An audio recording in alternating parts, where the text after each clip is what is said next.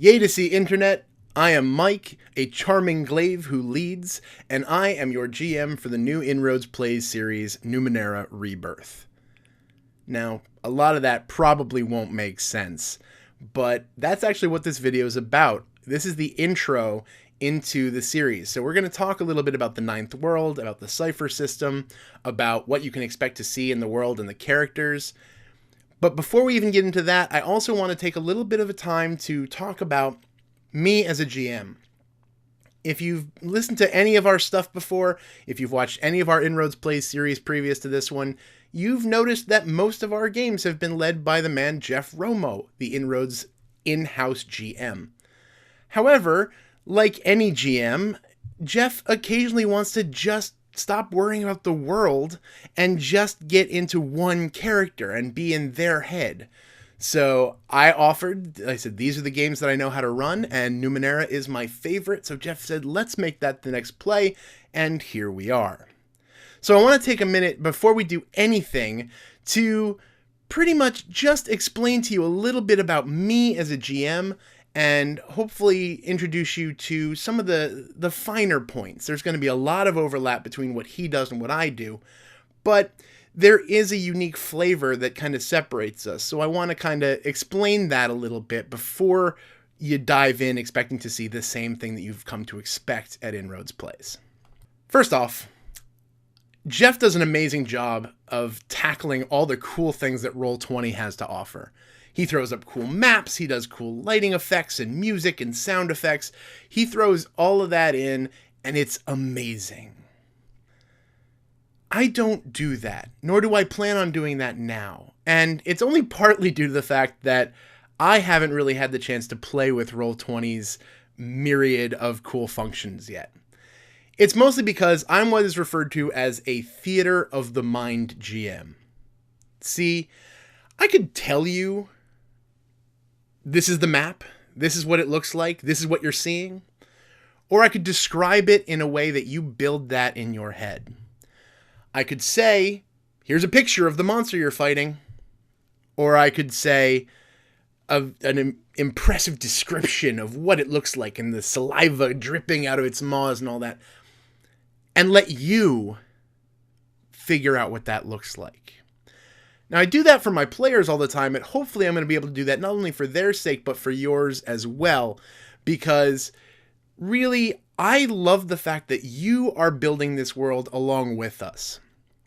That there exists versions of these characters in your head, versions of this world in your head that are special and unique to you. And I hopefully will provide you with enough stuff that will help you, the building blocks to make that happen. But I don't want to just throw up an image. I don't want to throw up a map. It's going to lead to a little bit more paperwork on my end because I have to then keep track of you're going to this guy, you're going to this guy, you're doing this, and I have to keep track of all of that. But I'm willing to do that to allow you guys to kind of co-build this world with us. So don't expect to see some of the stuff that you've already seen in past. We're not using Fantasy Grounds. We are going to be on Roll20, but I'm not going to use any of that stuff. You might see some things occasionally, but I want you to really be in the moment with us and really let my players concoct crazy things that I won't necessarily have a map for. So that's something that you're going to be able to see. Another point is that I focus mostly on characters. Now, that's not just the player characters. I spend a lot of time coming up with interesting NPCs. And even the ones I do on the flare, Another important thing for me is that I really love characters. Not just the ones that are created by the players. I really, really love a good character that really you can sink your teeth into. I like a character that sticks with you long after you've played the game. I love a character that you walk away from the table going, I hate that guy, or I love that guy. I am really proud of some of the characters I've created in the past to foist upon the players in my games. And so hopefully something that you guys are going to be entertained by is the characters that I can bring into this, because the Ninth World is just chock full of opportunities to make really interesting characters. And I hope that I'm going to be able to give that to you guys during this series. Finally, the last thing that I need to tell you about me is that I am a huge proponent of the rule of cool. If you've never heard that term before, it basically means that if the players come up with something so awesome, so fantastic, or so interesting, I won't stop that from being in the game. If I think the game is going to be lessened by that not happening, why am I going to chance a die roll on that? Now, before you jump down my throat about that, I do believe that dice are important. I do believe that failure is important because it can change things and make you reevaluate and make for interesting opportunities that wouldn't have happened if you always get your way. Some people will try to metagame me when I say that I'm all for the rule of cool, but I can usually sniff that out real quick. I'm not here to be gamed. I'm here to make this interesting for you. And if the world is somehow lessened or your experience is somehow lessened because you rolled a 1, I don't want that. I want you to be excited about this. I want the players to really just jive with everything I'm doing. So, yeah. When you attack and you say, I want to jump off and grab the chandelier and do a back somersault and then land on the guy and stab him, I'm not going to have you roll a dex check to see if you hit the chandelier right. I want to be a swashbuckler too. I want to see that happen. Now I'm going to make you roll to see if you land on the guy. But that first bit, I'm going to let that happen. So yeah, I am a huge proponent of the rule of cool, and there will probably be some times during this series where you'll hear me say to the player, that's just too awesome, I'm not going to make you roll on that. So you can expect to see that. There will be plenty of opportunities for failure, don't get me wrong. But I'm going to let some things slide just because I think it's awesome. Now that all that's said, I want to transition away from talking about me and introduce you to the Ninth World.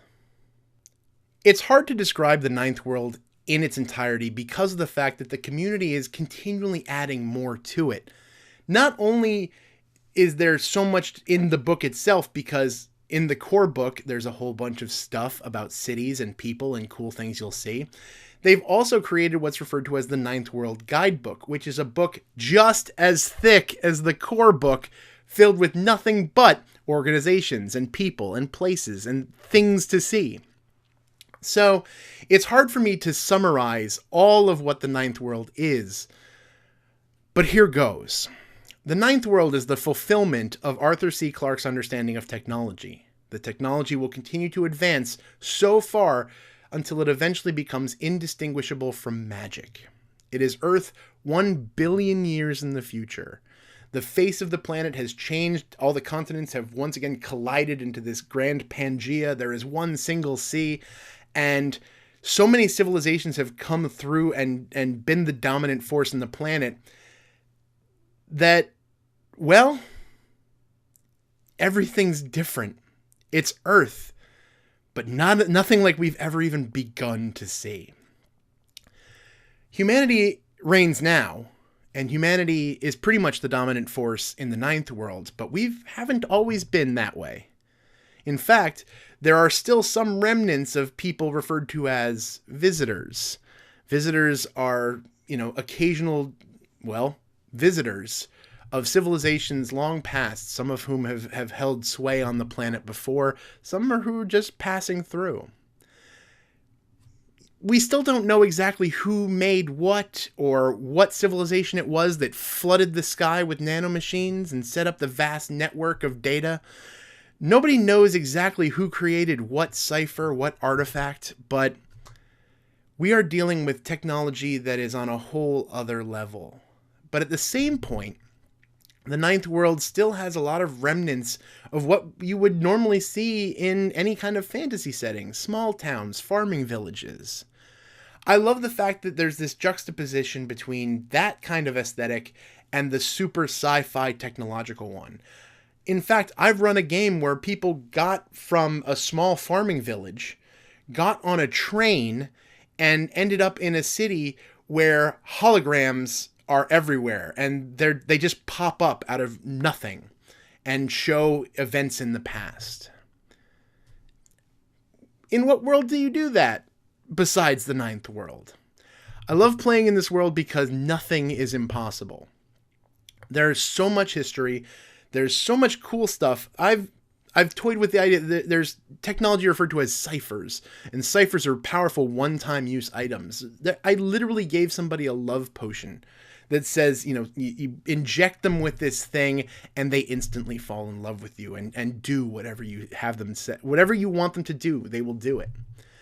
I've had people, I even had, there are things called oddities, which are just little weird trinkets. I had somebody who had a dog that could find whatever he wanted, whatever he asked for. But every time he asked the dog to find something, the dog would kind of rear up on its hind legs and say, "Arf, arf, object not found." I've had people who literally wield lightsabers. That exists. Or it can.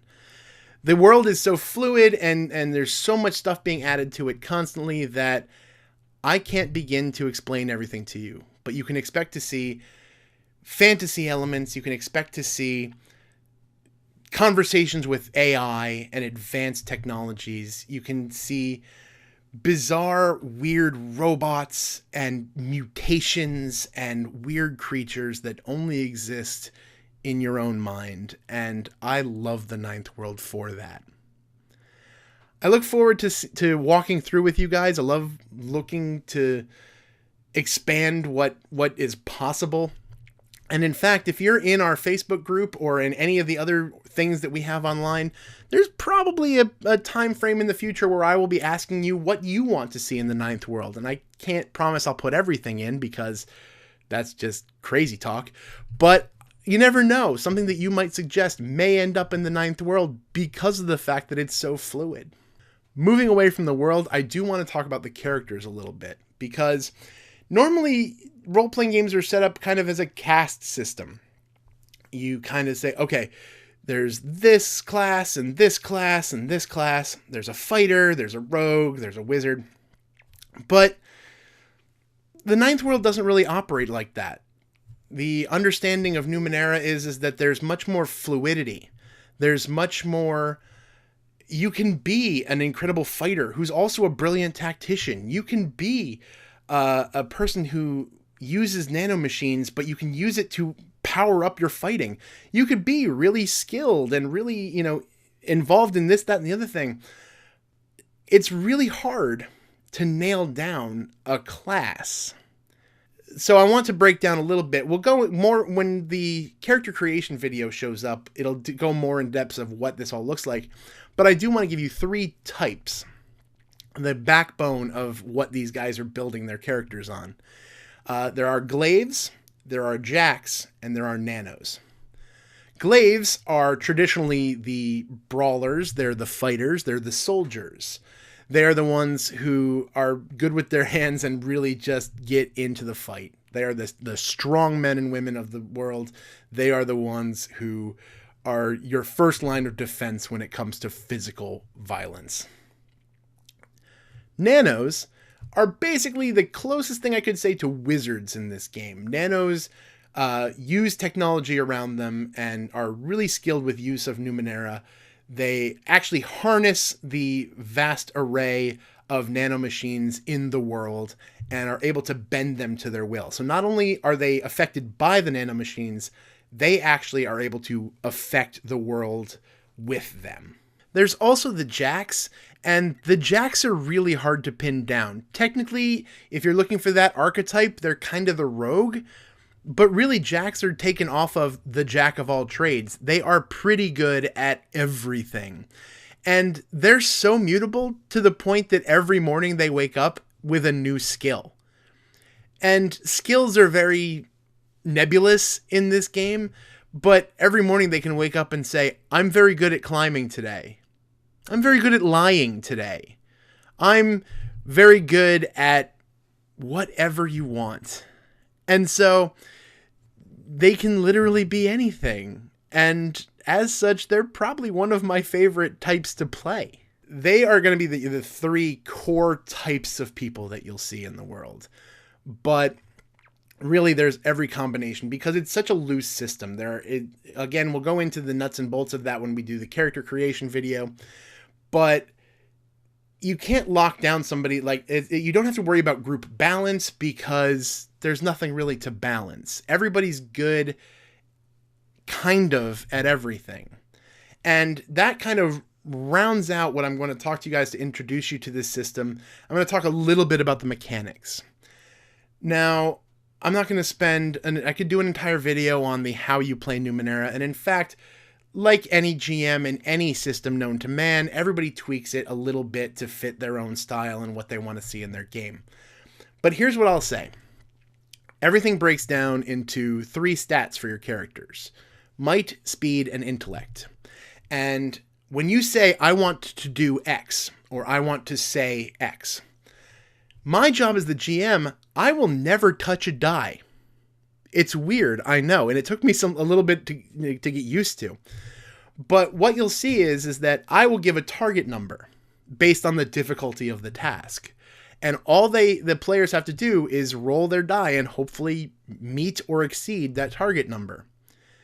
What they do, rather than worry about bonuses and what they can do, they're trying to manipulate points, what they refer to as putting effort towards a thing, to really try to bring that target number down. They can also use what's called an asset, which is like, I know a guy in that village, so I would know who to talk to, I would know what to do, I would be aware of the customs. All right, that brings the target number down 1 level. Again, this has everything to do with the fluid nature of this game. You can look at me and say, here's a reason why I should have an asset here, and I can agree or disagree with you. But in the end, it all comes down to, you want to do a thing, here's the target number to make that thing happen. Do you want to do anything to change that target number? And that breaks down into everything. It breaks into combat, into checks, it breaks into everything. And I love it because there's nothing you can tell me that I can't create a target number for. So players can do whatever they want. But there's also a little thing that I get to do too. It's a thing called the Gm Intrusion, and I can't give you an intro to Numenera without talking about Gm Intrusions. GMs have always wanted a story to go a certain way. But in order to make sure that happens, it usually ends up with the GM becoming really ham-fisted and really forcing a player to go really on rails to get to where they want to be. And, nobody likes that. The players don't like that. Ultimately, a GM doesn't like that. They might think they do, but they really don't.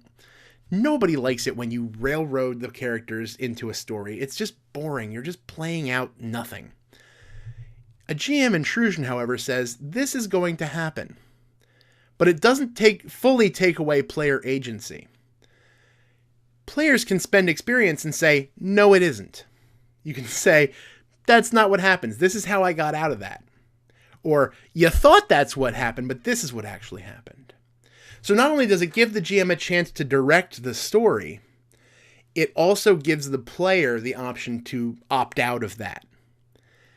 And that right there is some of my favorite aspect of this game, because it gives the GM power to not just have the story happen around them. You're not just creating the story and letting it happen. You are participating in the story. At the same point, it doesn't rob the player of the opportunity to answer that. It doesn't rob them of their agency. It's everything cool about a storytelling game where there's no dice and no failure state, while still allowing there to be this option of, randomness. It's the best of all worlds, in my opinion. Like I said, there's going to be a lot of this that plays out, and you're going to see it in actuality when the sessions actually hit and our videos become a regularly occurring thing on the channel. But I wanted to take this opportunity to kind of set the scene, as it were. And I hope this gets you excited for what you're going to see in this. I'm really excited to bring it to you. I've been planning this for a while. I'm super excited with the characters that have come about.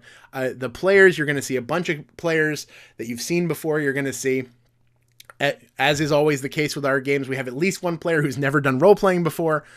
And man, I'm super excited for what's going to happen here. And I hope that you will join us for the rest of the series as Numenera Rebirth launches this year.